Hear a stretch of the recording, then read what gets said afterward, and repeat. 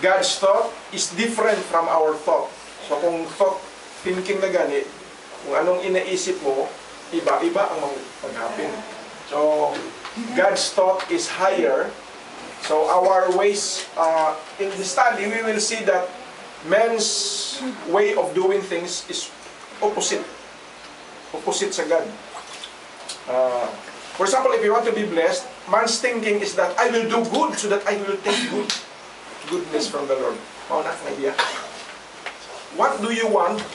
What will you do so that God will bless you? I will behave. Ano yan sa mga bata? Behave, and I will give you a prize. God is not like that. Surprise ka? Because when we are weak and needing help, God will come to you. God attracts your need, especially when you are having a contrite heart. Your heart is seeking the Lord in repentance. God is attracted to that. God is attracted to that. But to the person who is like a Pharisee, I am behaving good, I am clean, I could show to the world that I am okay. And I thank you, Lord, that I am not like this man who is a sinner. There's no blessing. Sa prayer, no? Sa prayer sa Pharisee and the publican. The Pharisee, so the lesson is that the goodness, the good things that we have is a danger to our spiritual standing. Tama na siya.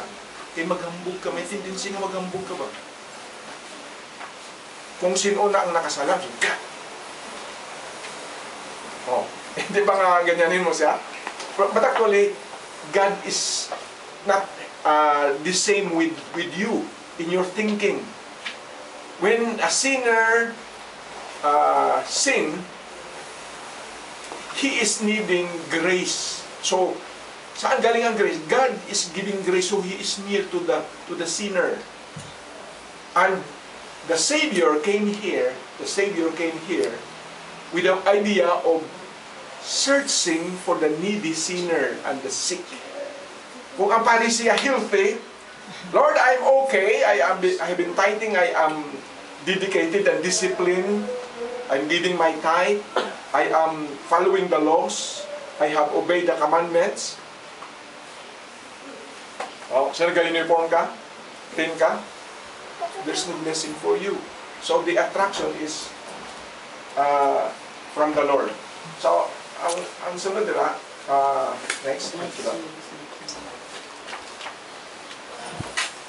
Why can't we not appreciate God's way like that? How do we show that we cannot appreciate? Because our way, even ang application sa mga children ba sa classroom, the same.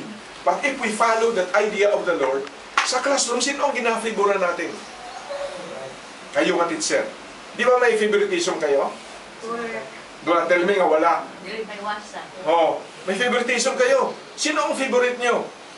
Inang come early, inang gabulig, inang malinis, inang gapulit, kag humble, kag good morning sir, good morning, inang gasip-sip sa teacher. Tama na. That is man's way. Opposite to God's way. Kung thoughts ang God, sino ang kaluuyan niya? Si Kristo yan. Tama na? Tama na hindi? Kung dito sa di may magtingin siya, sino na ang dedicated kag discipline, kag inang okay, doon si RB Joy, may gift, may talent, amo ni sa klase ko daw, amo ni siya ang A1. But God is not attracted to it.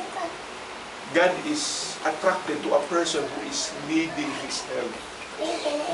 Anong matabo? God is not honored in his life.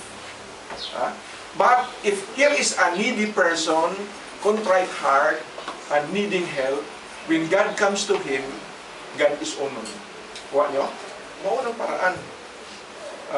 God will not go to a person where God is not honored in his life. Sino na? Ako na ni, so hambog na siya ng the good things that you do and the good things that you possess makes it a spiritual danger. Na balang obedient ka sa law, nang disiplinado ka,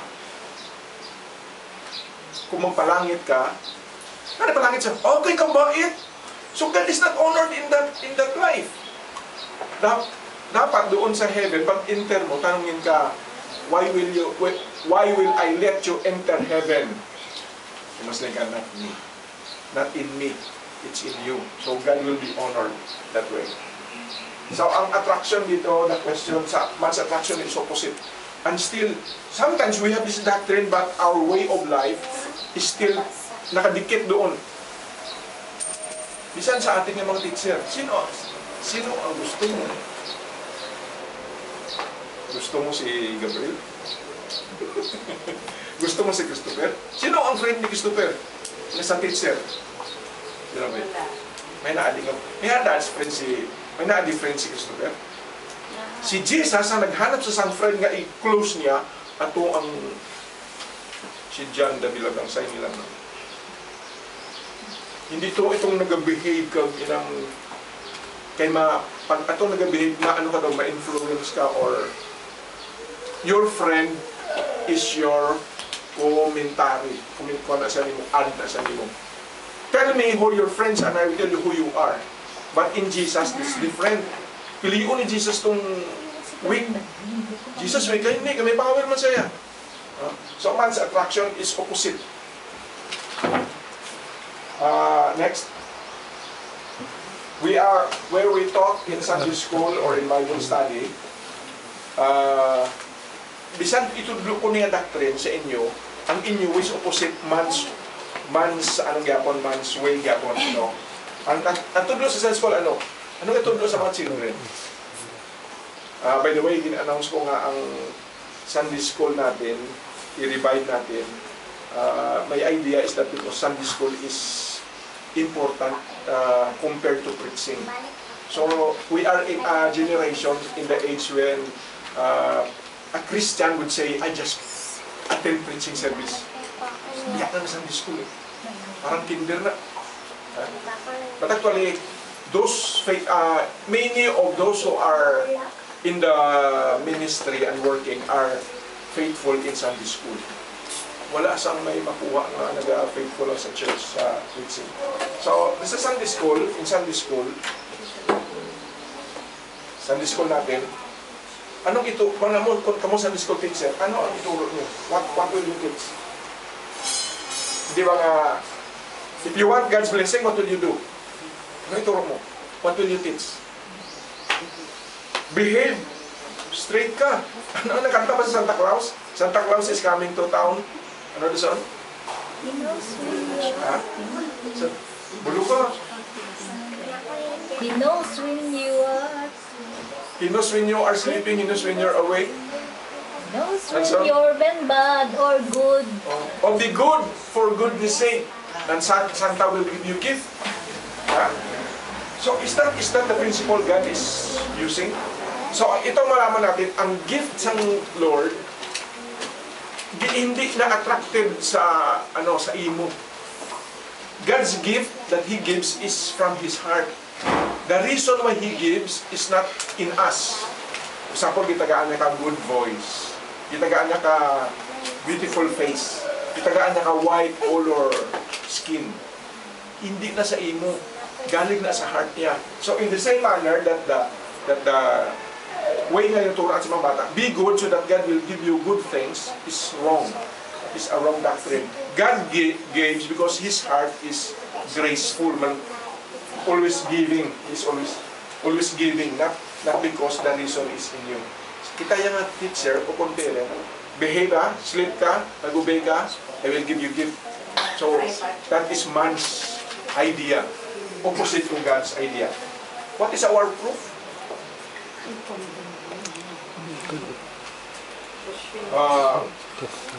This verse tells us that ang ginagamit natin sometimes nga verse, hindi siya, ang background niya, the background is different. So we are to study and divide the truth, meaning, saan na gamiton ang when God comes, He will judge. Naginang judgment mga kung good ka, i-reward ka. Sa kwan na saya, sa later sa life, sa judgment time. So ginagamit natin ang verse ngayon nga sa judgment time. Now is the time of grace ngayon. So that, what is the meaning of time of grace? That whatever you are receiving from the Lord is not based on what you stand, on what you possess, on what you do. When you are given something, it is because of the grace of God. Anong grace gani? Grace, He gives in spite of.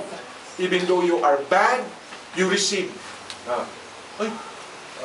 Sa Sunday School, ito natin si Moses, si Abraham dito. Next. Next na.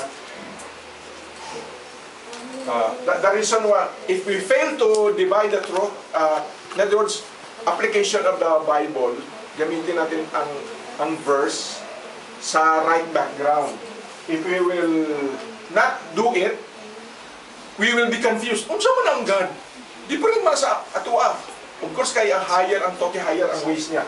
So, there is a spiritual danger of becoming good. Inang sabi natin mga behave ka so that you will be given. After isang older brother. Older brother kung nag-behave, ano nga nag-behave siya? He did not escape. The younger brother is the one who escaped. So, for him to do that, he is expecting that the father will reward him according to his goodness. That's why when the lost son returned and the father gave him a feast, the older brother complained, Ako ya, I behaved right, why did you not rewarded me? What was the father's reason? May bad things sa iyang itago niya lang. So, that is what we call, ang sala, dalawang process ng sala. Inang sin inside, marisang spiritual. Inang sin that is revealed outside. Inang pala pa mo yayaw. Mag-act. Sanganog. Pero may arak nga yung ginakontrol lang. Pero sa sulod. So, sa ginawa niya ka. Dapat sabi na kung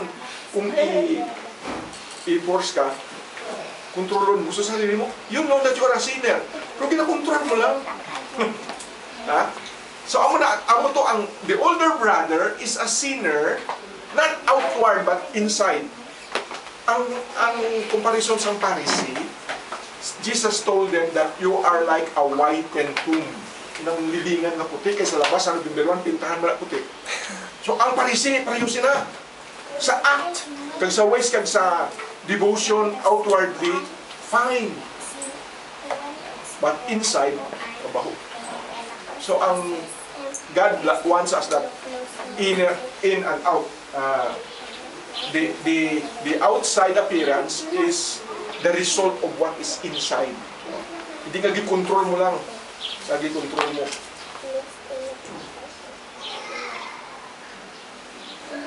Next.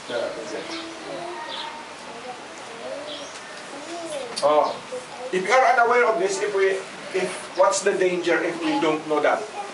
Number one, it makes us highly minded because of wrong thought. Kaya ako ya, wala ko, behave ko. So it makes us highly minded. Tantamount to, glorifying self. In other words, when God is attracted to you, He give this to you, that the glory will come back to Him, not to you. Abi kung tulungan sa Ginoo ang mga good, i-bless ang mga good. Pag ang mga good kasunod mo, why didn't you come up the stage and receive this? Ito di mo ata to. Kapi ito sa papa ka mama. Ano na siya, no? But when God gave you, sabi ko, pareho to sang sabi ni David, who am I that I will receive this? Who am I? I'm not worthy to receive this. Guwapo to siya, David. Okay to siya.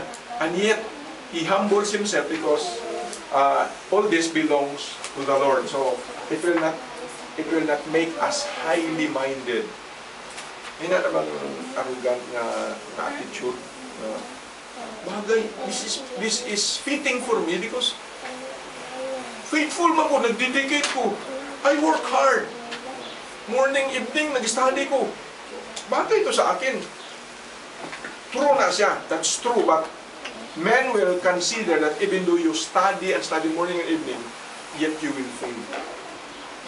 So those who are a failure even though they study and dedicate themselves, you will recognize this belongs to the Lord. This is God-given as they humble themselves. Number 3, it becomes a ticket to God's acceptance, and this is a false notion. So, kasi masabi ka, may accomplishment, fitting to sa akin kay, parang ticket to sa akin, ay pass. May na pa ng idea ba that is why many a times we need to fail para magising ka. Before I interpreted in competition sa kay si Jesus sa Macolod, nag-practice sa nag-bodybuilding, deaf na bodybuilding. Guwapo sa katawan niya. May mga cuts, mag-amo na siya, mag-hook dito ang paa niya pag ang katawan gabulto. Doon sa Iloilo, ang trainer sa Winer's Gym nag-participate sa Manila, and he told us a story. Sabi niya, I thought I am the winner. But sabi sa judge na second lang siya, sabi niya, this is good for me. Kaya kung ihatag to sa iya, bakit maghabok siya ba? Pag mag-snap siya sa mga tao. And God sometimes permit that to search our hearts. Nang maghambol ka. You will know how to act. That you should not be mag-arrogant, mag-proud. Next, Brother James. The wrong notion that we carry along is, if everything is okay, no problem, we are in the safe mode, then we will have a problem here. Whereas the Bible tells us, those who have been forgiven much will love much. Sino ang hindi sa ang man's idea nga wala ko yung sala? Siya na may sala. Pero dito sa Bible ng idea, kung sino nang may sala, kag much ang iya sala, sorry, siya yung 6 but kung makarealize siya nga din-forgive siya sa God, he will respond by giving love to the Lord much. If you are much forgiven, you will love much. Ang question dito, how can we know and realize that we are forgiven much? Kasi kung gamay lang sala mo, small forgiveness will amount to giving the Lord small love. May comparison na sa Bible. Atong si Simon the later, nag-invite si Jesus. Then there was a woman who entered the room and break the alabaster box and wipe the feet of Jesus. Si Simon nagsabi, hindi niya sa kay Jesus parinig. If this is true Messiah, true prophet, Jesus is a true prophet, he should have known that this woman is bad. He's a sinner. He's a prostitute. Bad na siya, dami na siya sang man nga touch. Pwede di permit kung true prophet na siya. Auto! Narinig mo ni Jesus, kay Spirit. So, nagtaya siya sa story. Simon, I have a story. If there is a debtor, dalawa mangungutang, isa, much ang iautang, isa, maliit. But both are forgiven. Whom do you think will love much? Sabi ni Simon, those who has been forgiven much. Tama ka, Simon. This woman is a great sinner, and he loved me much. Because he is much forgiven, much he will love. She will love. You, Simon, kay Parisika, you invited me, you did not give me the proper costume. Kaya mag-enter ka sa Jewish house, kung dignified ka na visitor, hugasan ang tiil mo. May towel yung nakaridi sa door. Ikaw, Simon, Parisika, akala mo maayaw ka, you did not give it to me. But this woman, he loved me much, he gave it to me. Wala siyang balong ang action to. This is a show that this woman loved Jesus much. Ito siya ba, kung dako ang imong utang, kag forgive ka, dako ang imong kabanas na ng imong gratitude. Di ko rin ka mag-isip ka, kami diri sa diin, ay, kung magsabot si Jesus, ako yung malinis ko yan. jutay man ang i-forgive sa imo. Jutay man ang ibahalos mo nga love sa God. Pero kung sabi ni Paul, I am the chief sinner. Dako ang ibahalos mo sa Ginoo kay dako ang utang mo. Ang question, paano kita, how can we recognize nga dako ang sala mo? Gamay lagi sila ko yun. Paano mo makilala na how will you know? Makapagpakasala ka? Sabi sa Bible, no. You will add your sin? No. Paano ka magdako imo sala? How? How will you make your sin big? Tupad ka kay Jesus ka. Kasama ka kay Jesus, kaya makita mo nga ang bahayo mo gali hindi white. Di ba? Ito. Sabi ko sa ang Pilipino, kanto sa Africa. Sa tanan na Afrikano diri nga woman, ako ang puti ba? Tungod man, kaya tabi mo ka mama, black, tabidan mo. Win ka sa black, ikaw ang white. Nag-abot ang Amerikana nag-abot. Ay, hindi pala ako. So, in the same manner, kung ang katabi mo palagi makasasala, ikaw ang gwapo. Pero tabi rin ba si Jesus? Hindi ba ang white mo nga white? White ko ba? Pag tabi mo siya ng bago na bili nga white, old white. So, in the same manner, Paul, that's the reason why Paul said, I am the chief of sinners. Present tense. Ang thinking namin sa una, sa Bible school, pag sabi ni Paul nga, I am the chief sinner. Yes, kay pagpatay itong mga Christians. Na-remember nyo nga, siya ang patay sa kay Stephen, ginbato niya. Tapos ginpang drug niya. So, bakit kayo man nakatawag yung sarili niya nga chief sinner siya? But no, it was present. It was only later after he served the Lord and built up churches and worked for the Lord. Ang point gali, the more you live closer to the Lord, the more you will realize na you have sinned much. Palayo ka sa Ginoo, ang thinking mo sa iyong sarili, depresyo. Wala yung mismo. Ito pa rin ba si Jesus? Kay banaan ka niya nga white. Kita mong imong uulingon na cheap ka pala. Anong reason? What's the reason why the law was given? Do you know? The law was given to make us recognize that we are a sinner. Kaya kung wala sang law, wala, malinis mo yan. Wala pa kasi may transgress. Because there was no law. But when the law is given, the law was given to clarify that man will accept that in heaven you will close your mouth. Ang tao lang kay hambog na siya. Pero kung ang tao nga sa meeting close ang mouth niya kay accepted niya, wala siya, zero. O kung makabariman ka mga you will stand in awe. Tama. Wala kang actually ang tao nga makasasala, hindi na siya makasagot. He cannot say anything.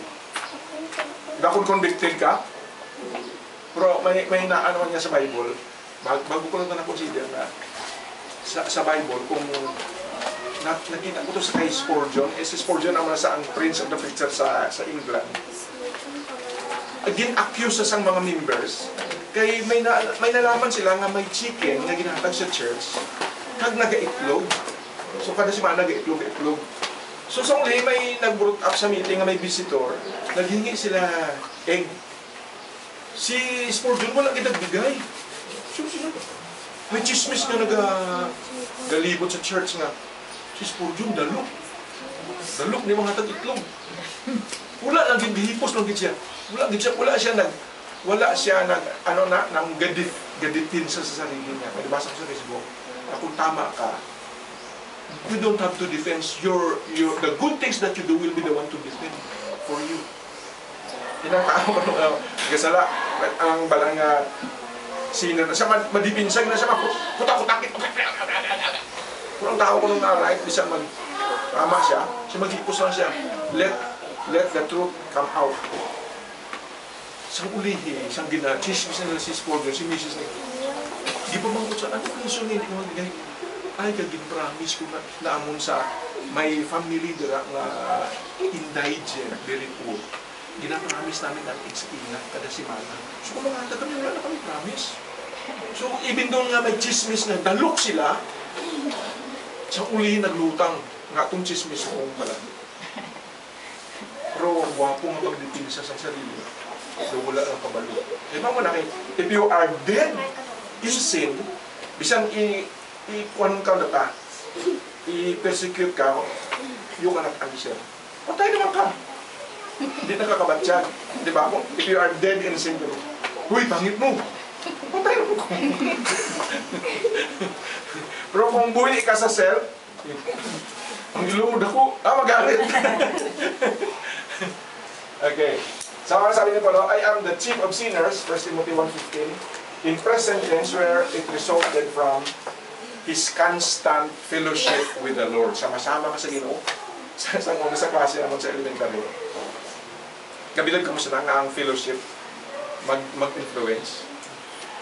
Ang classmate kung bubo ka bubo, des sa dalawa, pag-upo. Kung bubo ka bubo, nagabubo magid. Pero siya niya ba, itong matalino, ipari sa bubo. Malapnan. Kaya ka man siya kung ano mga ways sa mga matalino na nagkakopya, kag nagtakuan, kag nag-study. Kopya mo niya man. Ma-influence siya. Nag-alam. Kung hindi ka magtabi kay Jesus, malinis ako. Pagtabi mo, ay. So, paano si Pablo nag-declare I am the chief of sinners, and then when you declare you are the chief, you have owed much, in return you will love much. Sa sunod na lang ng lesson natin kay daw hindi natin makuha. Sa conclusion, how does sin lead you to God? Amo na sa Bible natin, if the law cannot save, why was the law given? The law was given just to make men accept that he is a sinner. Hindi mag-accept ng tao. I won't accept. Pero kung may sin, hindi ba? Sino nga sinner mag-alsa ka mo? Not until he is convinced by the Holy Spirit na gin-works ng Spirit, mag-alsa na siya. Pero kung man's way lang, pinpoint mo ka, kung bisan pakitaan mo pag gani sang CCTV, mag-reason out na siya, mag-detensa. So, the sin was given to reveal that the idea is that we will come to the end of sin. Inang wala ka na ba? Kasi pa kung kaunti lang ang acceptance mo sa sin, mag-struggle ka. But the sin that will enable you to consider that it is the end of yourself, that's the time you will meet the Lord. Kaya kung half dead ka lang, mag-struggle ka pa, di ba? Kung dead ka na, surrender. Ito sa ang wrong person. So sin has rendered us hopeless, dead, may ano sa Bible may duwa ka school of thought. Ang Arminius nga idea, man is sinner, he is only sick. Sick, he is not totally dead. Ang sa Calvin nga idea, man is totally deprived everything so that even you cannot even think good. You cannot even respond kay patay ka. Amo na nga kung sabihin ka, pangit ka, hindi ka makarespond kay patay ka naman. Pero sa Arminius kay sick pa lang kasi ka, canceron ka, hindi upo lang to yan. Mauna nga idea. Hindi ang isip ka na, libat ka, hindi hindi niya, libat siya, duling-duling, manong-manong. Chikin-chikin mo ba yung mata? Hindi mag-accept nga libat. Kasi sa purpose ka nga, sabi si Ma'am Stella, bungol ako, pero hindi kong pating accepted yun ano man, what is my proof?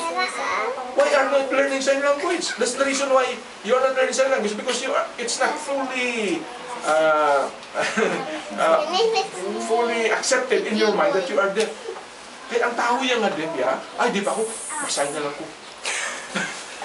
Paano nang nag-aaway din sa iya, hindi iya pa na-decide yun. The fact that you cannot learn sign language, may nagabara, denial stage. Tilawi na, denial na siya. Kaya kung mag-signal ko, balagay na deaf ako. Okay, so application. When godly grief, ano ang godly grief? Something that causes in our heart that leads us to the Lord. Godly grief leads us to repentance. The gospel of God's amazing forgiveness brings deepest comfort. Inamos na ka, kanami isang peace. Kanami isang peace.